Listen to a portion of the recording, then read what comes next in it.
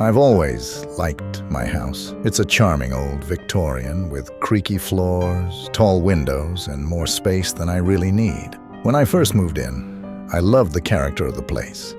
The intricate woodwork, the stained glass, the way the light filtered through the curtains in the morning. It felt like a home with history, like it had stories to tell.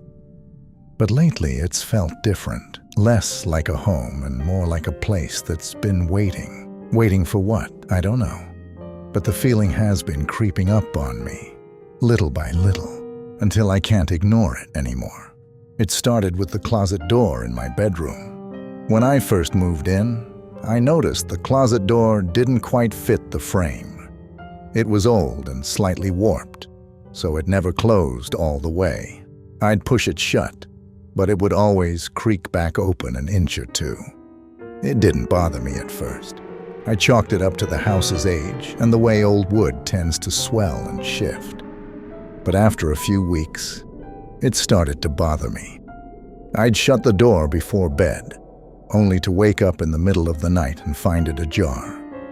Not wide open, just a crack, just enough to see the darkness inside. I tried propping a chair against it, but in the morning, the door would be slightly open again.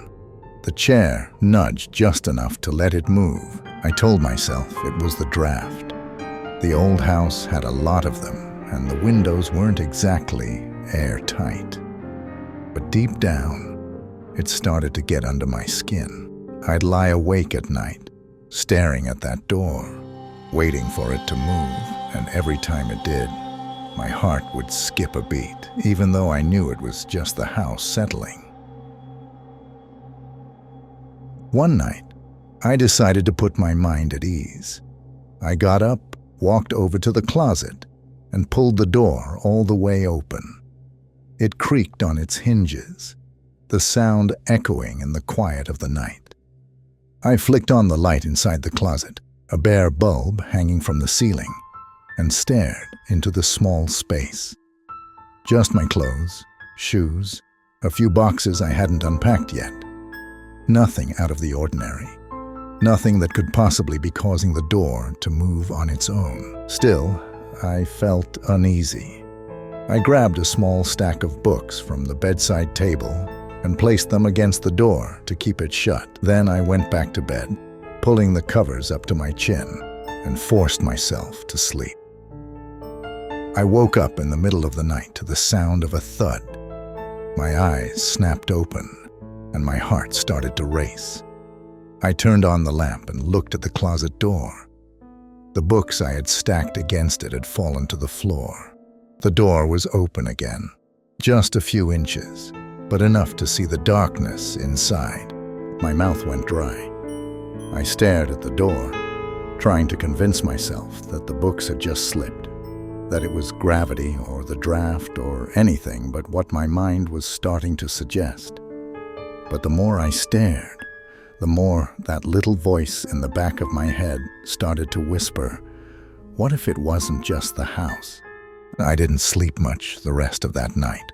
I kept the lamp on, watching the door like it was going to move again, like something was going to step out from the shadows. The next morning, I tried to shake off the fear.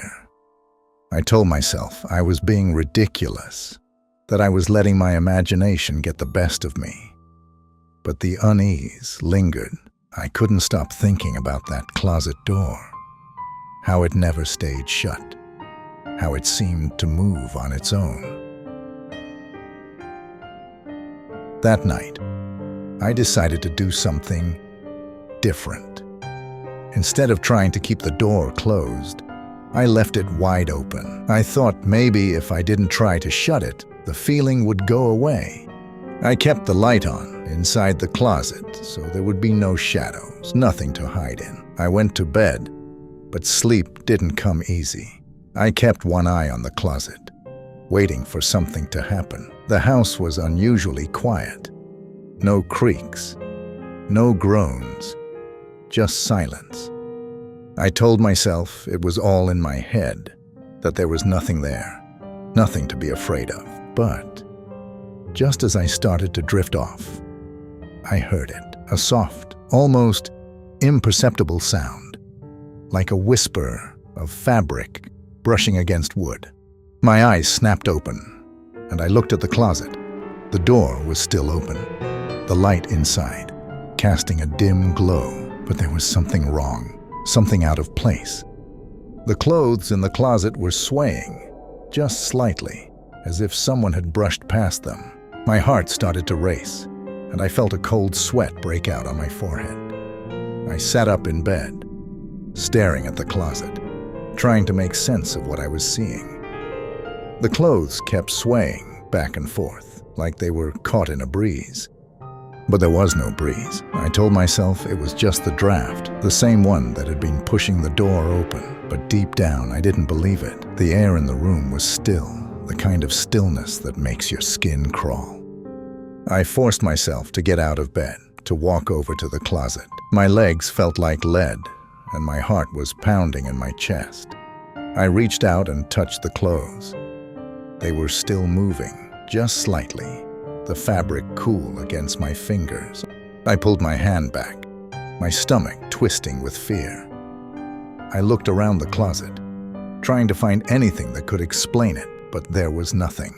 No open windows, no air vents nearby, nothing that could be causing the movement. I stood there, feeling like I was being watched, like there was something just out of sight, lurking in the shadows. But there was nothing, just the swaying clothes and the empty darkness beyond. I backed out of the closet and shut the door, pressing it closed with both hands. I went back to bed, but I didn't turn off the light. I sat there, staring at the door, waiting for it to move again. It didn't. The house was silent, the air heavy and thick with dread. The next few nights were the same. Every time I went to bed, I left the closet door open, but it didn't help. The clothes kept swaying. The door would creak open wider on its own, and I could feel something watching me from the darkness. I started to lose sleep. I couldn't shake the feeling that there was something in the house with me, something I couldn't see but could feel. It was in the way the air felt heavier at night, in the way the shadows seemed to stretch and move on their own. I was jumpy, paranoid, and every little sound set me on edge. Then, one night, everything changed. I was lying in bed, half asleep, when I heard the closet door creak open again. I didn't want to look, but I couldn't help it. I turned my head slowly and saw that the door was wide open, the light inside casting long shadows across the room. But this time, there was something different, something standing just inside the closet, barely visible in the dim light. My breath caught in my throat, and I froze, my heart hammering in my chest. I stared at the figure, unable to move, unable to look away. It was tall, thin, with long limbs that seemed to stretch unnaturally, its face hidden in shadow. It didn't move, just stood there, watching me. I wanted to scream, but the sound caught in my throat. I wanted to run, but I was rooted to the spot. I could only stare, my mind racing, trying to make sense of what I was seeing. But the more I looked, the less it made sense. The figure started to move, slowly, almost lazily, as if it had all the time in the world. It reached out a hand, long fingers stretching towards me, and I finally found my voice. I screamed, loud and desperate, and the figure froze. In an instant, the room was filled with light. The bulb in the closet flickered, and the figure disappeared. I blinked, and it was gone, just like that.